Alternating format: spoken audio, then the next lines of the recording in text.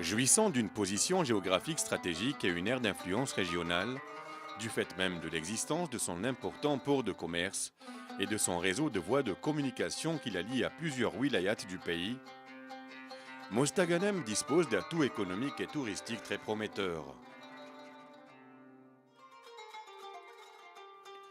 Témoignage d'une ancienne civilisation, le port de Kiza, érigé sur les abords de Wetchelif, à quelques 8 km de la ville de Mostaganem. Sa construction remonterait au temps des Phéniciens, pour leur commerce jadis très florissant dans la région.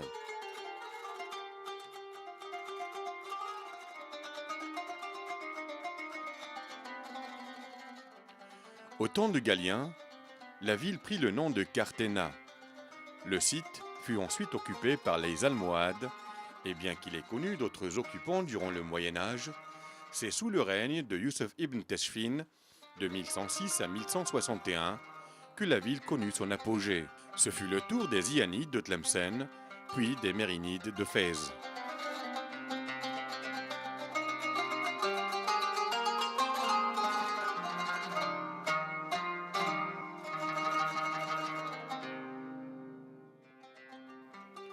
Mostaganem se compose d'une ville neuve, très étendue, et d'une vieille ville plus compacte, accrochée de part et d'autre d'un profond ravin creusé par l'Ain Sofra.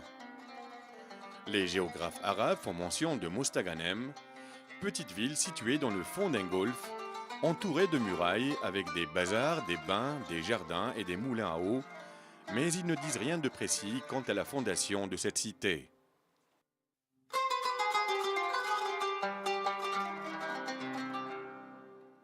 Ce long mur, appartenant à un ancien fort militaire encore debout, est situé dans la commune de Sour, à un peu plus d'une vingtaine de kilomètres de la ville de Mostaganem. Sa construction est attribuée aux Almohades. Le quartier réservé au commandement beylical et à l'aristocratie locale était jadis entouré d'un mur d'enceinte percé de 5 portes, la porte des Chélifs au nord, la porte de Mjahar à l'est, la porte de Mascara au sud, la porte d'Arzeu et celle de la Marine à l'ouest.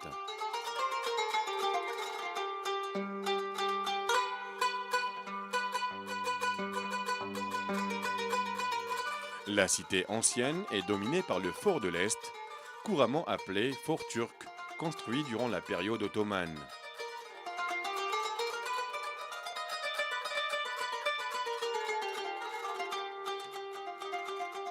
Le fort turc vu de haut est dominé par un jardin public, le parc du 20 août, aménagé il y a un peu plus d'une quarantaine d'années, et dont l'entrée principale est ornée d'une gigantesque arcade faisant rappeler une architecture pseudo-japonaise.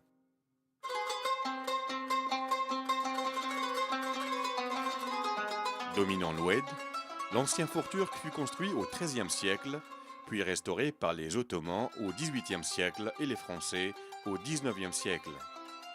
Il fait partie du riche patrimoine historique de Mostaganem.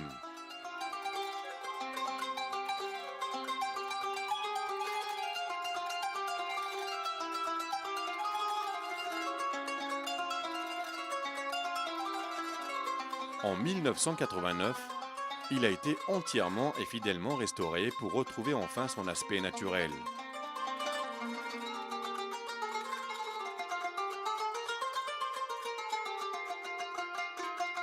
Il est ouvert au public en qualité de musée d'archéologie en 2004, avec plusieurs salles renfermant des objets remontant à plusieurs époques de l'histoire de Mostaganem.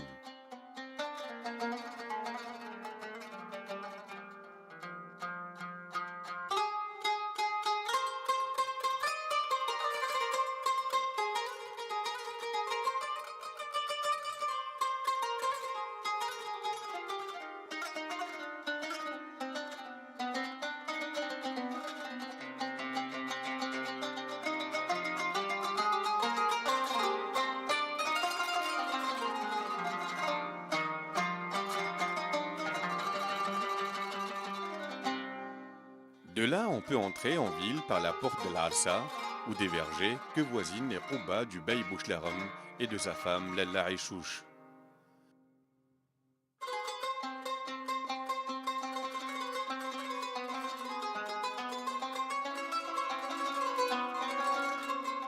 Du balcon du jardin dominant l'ancienne ville, une vue exceptionnelle s'offre aux visiteurs sur le port de l'ancien quartier Tobana, dont la construction remonterait au XIe siècle. Les quartiers populaires de Tobana et de Tijdit représentent les plus anciens quartiers de Mostaganem. Afin de les préserver des aléas du temps, ils seront bientôt classés en secteur sauvegardé de Médina. Un dossier de classement national a déjà été déposé auprès de la Commission nationale des biens culturels.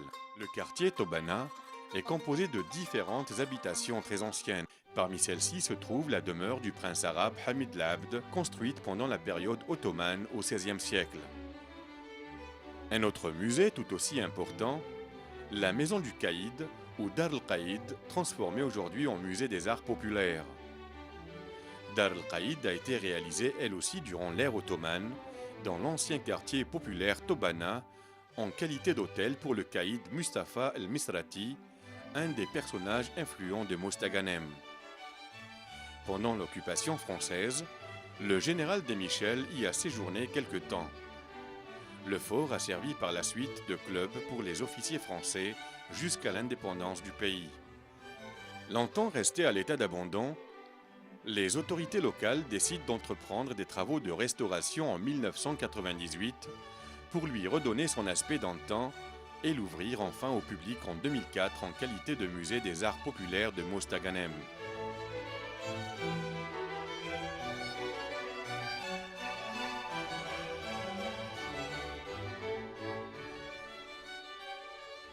Bien plus qu'un musée, Dar el-Qaïd est un temple dédié à la gloire de l'histoire, de l'étrange, du spectaculaire et du sensationnel, dans un décor qui immortalise les grands hommes de l'Algérie, tels que le grand peintre Mohamed Khadda, dont l'histoire et le parcours sont très riches et émouvants.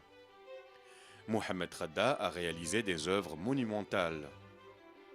Entre 1973 et 1976, il travaille à la réalisation de plusieurs peintures murales collectives. Il participe en 1986 à l'exposition inaugurale des collections permanentes de l'Institut du monde arabe de Paris.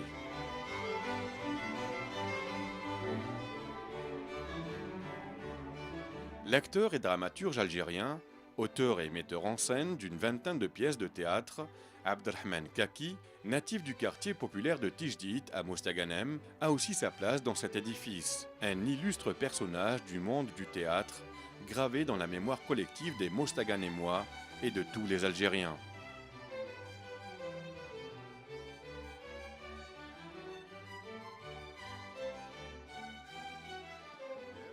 Une autre salle où on peut y découvrir les grands maîtres de la chanson bédoui, en l'occurrence Cheikh Hameda, le chantre éternel du chant bédouin.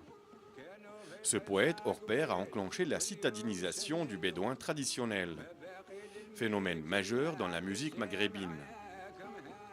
Il aura eu de son vivant révolutionné à lui seul la tradition musicale dans le genre bédoui, et ce en réussissant de façon magistrale à brosser la poésie citadine entre Hadri, Hawzi et Aroubi.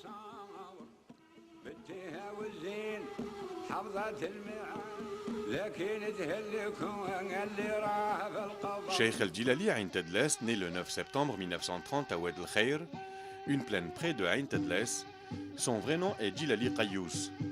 Au début des années 1950, ce jeune homme qui s'est mis à écrire commence également à affirmer sa vocation de chanteur dans les fêtes et les wa'adat.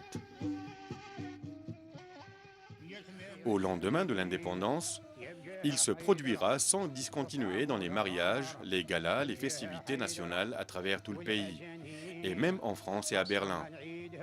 Cheikh el-Djilali Ain Tedles a inscrit à son répertoire plus de 150 chansons. Il décède le 25 décembre 1995 à Alger et est mis en terre dans son village natal. C'est au cours du XVIe siècle que le melhoun, sous la forme de poésie populaire, a fait son apparition en Algérie, par le biais du grand poète Sidi el-Khdar Ben Khlouf, immortalisé dans l'une des salles du musée. Les mises en scène du musée, animées et sonorisées, sont d'un réalisme saisissant. Évoluant dans des décors magnifiques, le visiteur revivra sans nul doute les heures somptueuses de l'histoire de Mostaganem à travers ces illustres personnages immortalisés. Aux côtés des personnages qui ont marqué l'histoire de Mostaganem, le musée fait revivre à travers plusieurs mises en scène les temps forts de la vie bédouine et les différents habits traditionnels portés par les habitants de la région depuis des siècles. Dans des décors somptueux et très originaux, chaque salle est agencée en tenant compte de l'aspect historique des différentes périodes qu'a traversé Mostaganem dans le temps.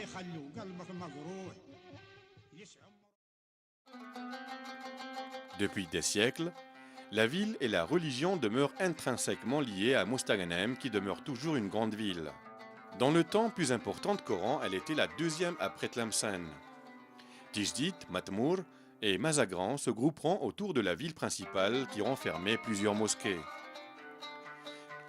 Parmi celles-ci, la grande mosquée mérinide, Jama' al-Kbir al-Atiq, édifiée au XIVe siècle sur ordre du sultan Hassan Ali ibn Saïd.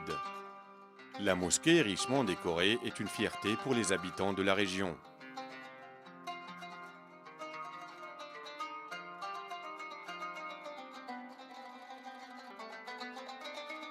Un autre édifice religieux tout aussi important et ancien de par sa construction, la mosquée Al-Badr, ancienne église Saint-Jean-Baptiste, édifiée en 1840, inaugurée en 1850 par Louis XIII.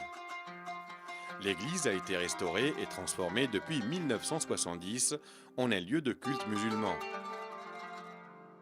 Avec ses riches décorations au niveau de la salle des prières, la mosquée reste un joyau architectural sans égal. La mosquée est fréquentée par des centaines de fidèles chaque jour que Dieu fait.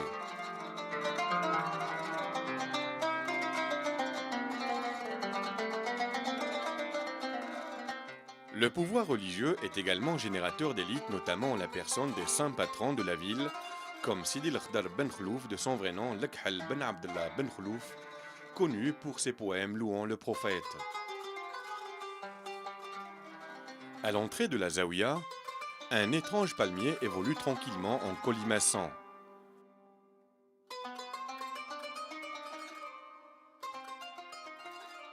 Les habitants de Mostaganem vivent au rythme des wadat et des ziyaret des saints patrons de la ville, qui attirent ainsi des milliers de visiteurs venant aussi bien de cette wilaya que des régions limitrophes.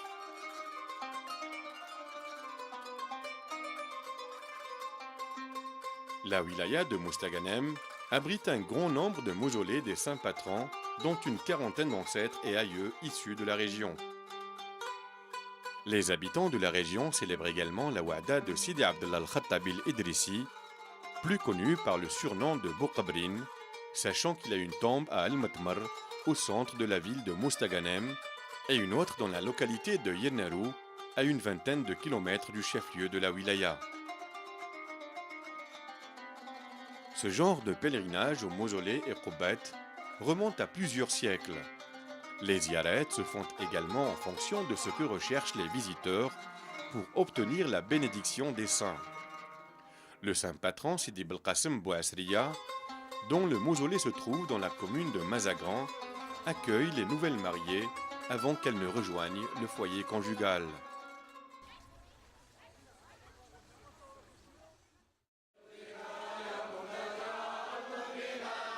À Mostaganem, les zawiyas sont ancrés dans la vie religieuse et spirituelle des habitants.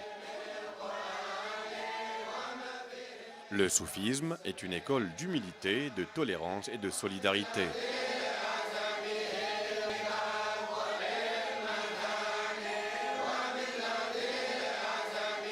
La tariqa Darqawiya, fondée par Cheikh Mohammed ben Habib el-Bouzidi, connu sous le nom de Sidi Hammou, est issue de la confrérie Chadiliya, par référence à son fondateur Abu Hassan el-Chadili, répandu dans le Maghreb dès le XIVe siècle. Elle étendit son influence en Égypte, en Syrie et en Arabie. Partisans d'un islam ouvert et tolérant, les Chadilis sont aujourd'hui présents dans le monde entier. L'édifice religieux de la tariqa Darqawiya Chadiliya comporte une mosquée pour la prière, une salle pour la méditation où les jeunes apprennent auprès des anciens le Coran et enfin une salle pour l'apprentissage des versets coraniques.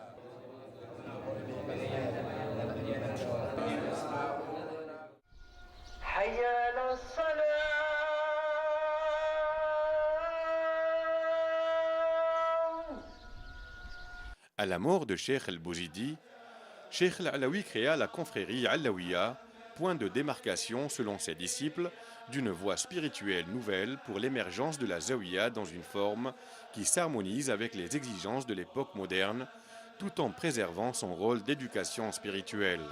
Le fondateur de la tariqa soufi Alaouia en 1909, Cheikh Ahmed ben Mustafa al-Alaoui, est né en 1869 à Tijdit et décédé en 1934.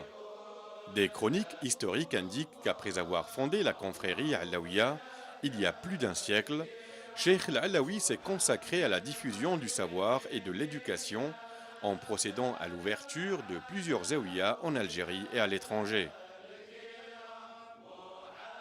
La tariqa Alaouia est une confrérie soufie, branche de la confrérie Darqaouia, elle-même issue de la confrérie Chadiliya. Cet homme de culte et de culture s'est distingué par sa pensée et son ouverture d'esprit, qui conciliait entre les sciences, la culture, la jurisprudence, la poésie, le théâtre et l'écriture.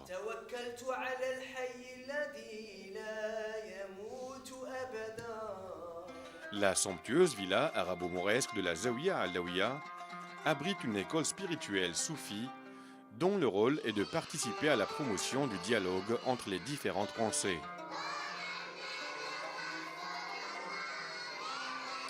À travers son école, la tariqa veille aussi à l'enseignement du Coran et de la tradition pour des enfants de très bas âge afin de sauvegarder un patrimoine millénaire.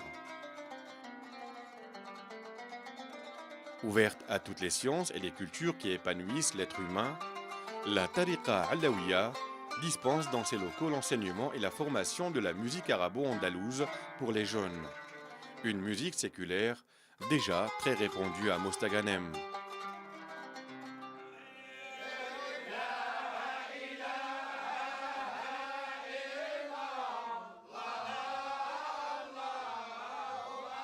En parler comme d'une confrérie religieuse des Aïssawa est bien entendu possible, mais il faut quand même rappeler que l'islam ne reconnaît en principe aucun ordre religieux, aucun clergé, aucune hiérarchie spirituelle. Pourtant, il n'est plus à démontrer l'existence d'un mysticisme musulman transmis et organisé généralement en associations religieuses, tariqa. Le soufisme en est une expérience des plus connues.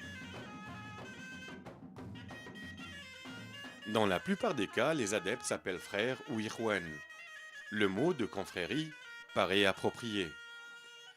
À côté ou en même temps de ce qui est qualifié de religieux, c'est